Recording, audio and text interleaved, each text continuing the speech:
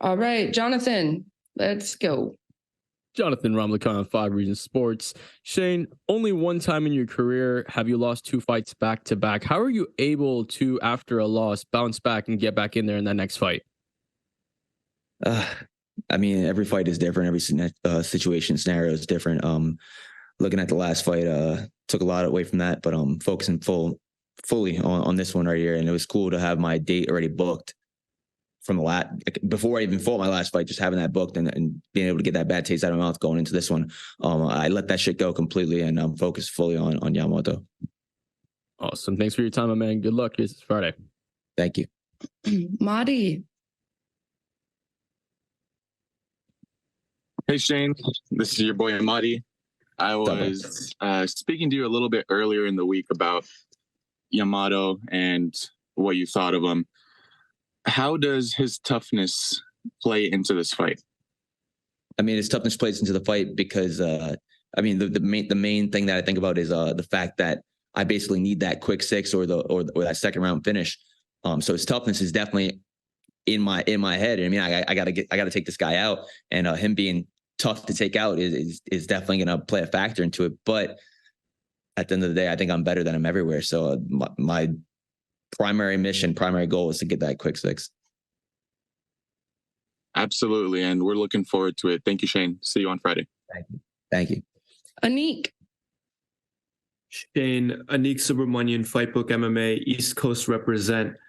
One of the Pettis brothers and the Pitbull brothers faced off in Bellator last weekend. At the end of your careers, do you think the Burgos brothers can be the best duo to ever step foot in the cage? For sure. My brother's over there. He's going to be probably fighting around fall. He's only 1-0 right now. He's only 21 years old, but that kid's got a brighter future than I do. So you expect him to go even further than I did in the sport. As for fighting on the same card, I never want to fight on the same card as him, though. I think I'll be able to do big things here. He'll come over, do some big things too. But yeah, I'd never put us on the same card, please. Got it. Looking forward to it. And one more from me. I know you've been busy with fight camp. Were you able to do anything with your family for Father's Day? And if so, what did you do? Yeah, I just got to spend time with them. That was awesome. I ended up coming to Atlanta late on Sunday, so I did have to leave Father's Day, but I got to spend the whole morning with them, had breakfast with them, went to my in-laws' pool, spent the most of the day with them. So can't wait to get back. I'm having my third daughter really soon, any day now. So I'm leaving. As soon as the fight's done on Friday night, I'm leaving Saturday morning, getting back home, making sure I'm there for the upcoming arrival of my next baby girl. Well, congratulations, and looking forward to seeing you compete on Friday. Thank you. Corey Newman. Hurricane Shane, what's going on, my man? Valesgate, New York representative here. Yeah, let's go. How's fight week been going? It's been great. It's been absolutely awesome. It's been smooth. My first time in Atlanta. It's a beautiful city. I'm loving it. I actually got an Airbnb a little bit away from the hotel just to get away and focus more on my. It's been absolutely amazing. Good. So your UFC schedule, you never fought on 8 weeks notice back to back. I know that's very hard to do. This is going to be your first time competing on 8 weeks notice in quite a long time, if I'm correct. What kind of changes went on in your camp with this kind of 8 week kind of period in between the fights?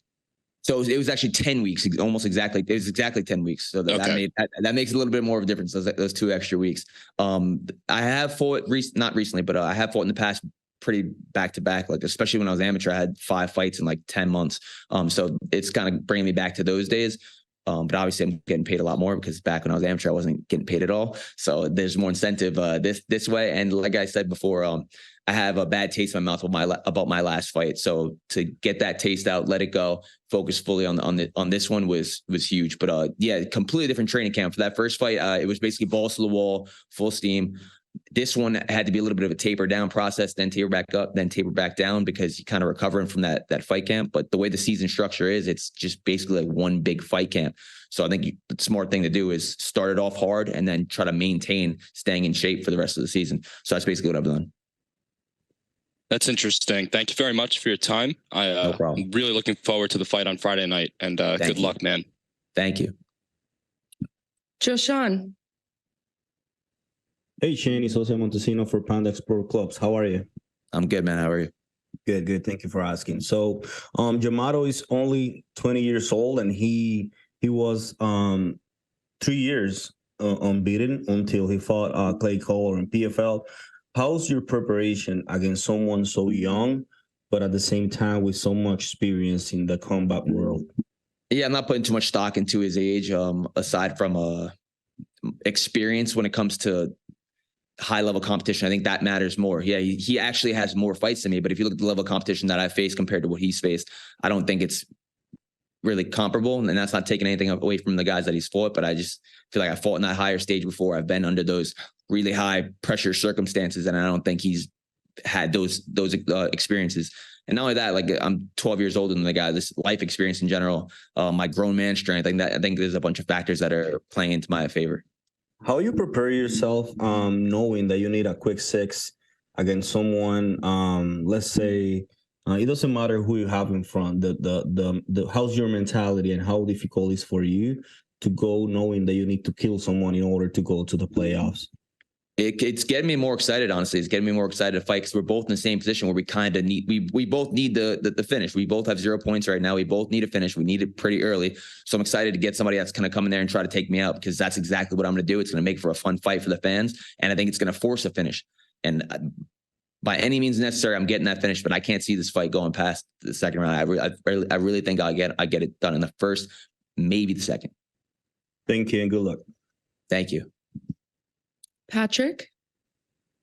Hey, Shane, this is Pat Corey from Combat Sports UK. So you mentioned both of you guys needing a finish, but I don't know if you've looked at statistics much. Nishikawa has an 85% finish rate. How excited does that make you, knowing it will be a head-on car crash? Love that. I just said it in the last one. I love that he's coming for the finish. I'm coming for the finish. We both have to get the finish. I mean, a win over him by decision, it's not going to mean as much for my career as it would for him. He beats me. He kind of takes my just being honest, I have more of a name than him.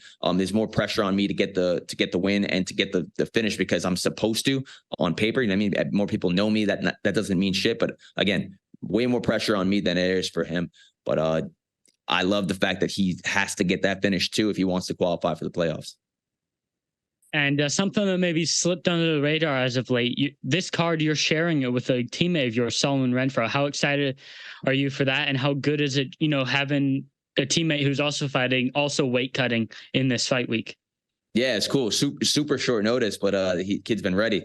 He's been ready for the big show for a while. He's in shape. He's ready to go. Super explosive. I'm super excited for his debut. And you guys aren't going to want to miss that. He's the third fight on the card, but it's going to be a fucking banger.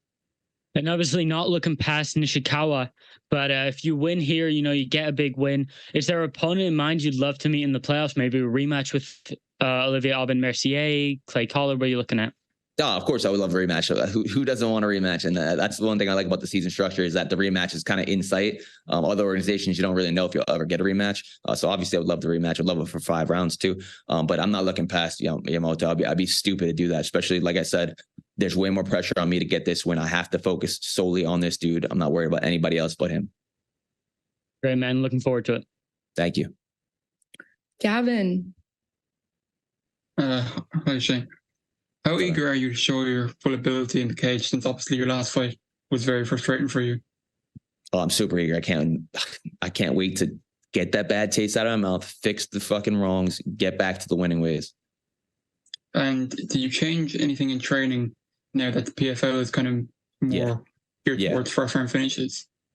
Yeah, I mean, the training's been a completely different camp than the last one. The last one was just, I treated it like a regular camp. This one is going right back into the camp. So I had to taper it down a little bit and try to maintain being in shape instead of trying to ramp it up to get into shape. So it's been more of a maintenance and more focused specifically on game planning. But then on top of that, again, talking about having to get that first or second round finish, it's been more about being a quicker starter and looking for the finish in different situations, not just on the feet or in the clinch or on the ground, just trying to find that finish and force the finish in these different positions. Okay, thanks. Good luck. Thank you.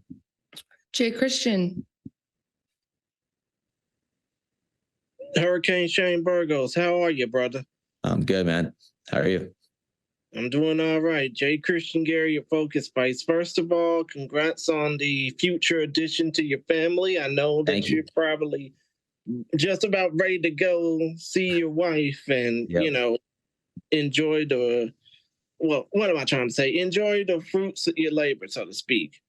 But first of all, no problem, man. But first of all, when it comes down to this fight, I know that you're coming off a loss in the PFL, but have you had any time? Has your team had any time to, do a little research on Yamato Nishikawa? Of course. That's their job. They're super professional, and yes, of course. Oh, understood. And when it comes down to this fight, I know you've been saying on and on over these last 10 or so minutes that you need a quick 6. You need a first round finish.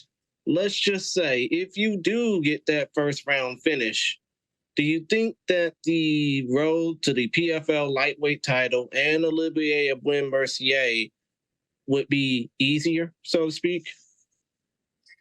What do you mean?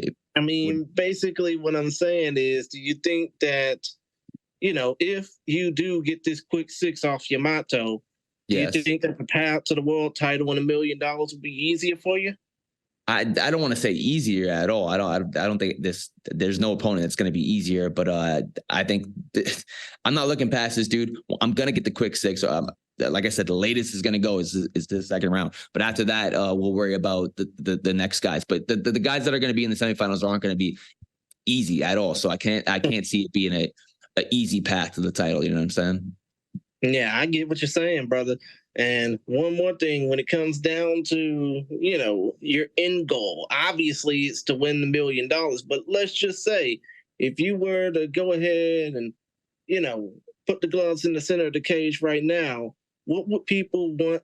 What would you want people to remember about your fight career, even if you don't get the $1 million at the end of the season?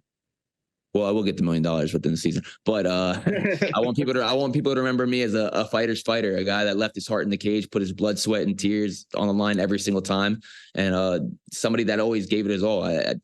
There's no quitting me. There's no giving up in me, and I feel like I showed that in all my fights, and that's what I want to be remembered as. Understood, man. Other than that, good luck against Nishikawa on Friday night. We'll be looking forward to it. Thank you, sir. No problem. Dylan Rush, last question. My man. What's up, Shane? How you doing? What's up, bro? As you mentioned, you're in the midst of one big fight camp this season format. Heading into your second bout of the season, are you happy with your decision to enter the lightweight division as opposed to featherweight, not having to cut an extra 10 pounds prior to each bout? Absolutely. Absolutely. I hope I can curse. If I can't, I'll say absolutely, because I can't imagine doing the 45 10 weeks and then another 10. I can't imagine it, bro. It's been a huge I can't even say a weight lifted off my shoulder, because it still sucks to cut the weight. I mean, 55 is not easy. It's easier than 45. I just don't think I can make 45 anymore. I really don't. So of course you're focused on this fight, but can we is it safe to say that for the foreseeable future, maybe for the years coming, you're a lightweight from now on? Yeah, for sure. Thanks, man. Good luck. Thank you, brother. All right, Shane. Thank you so much. Appreciate your time today. Thank you, guys.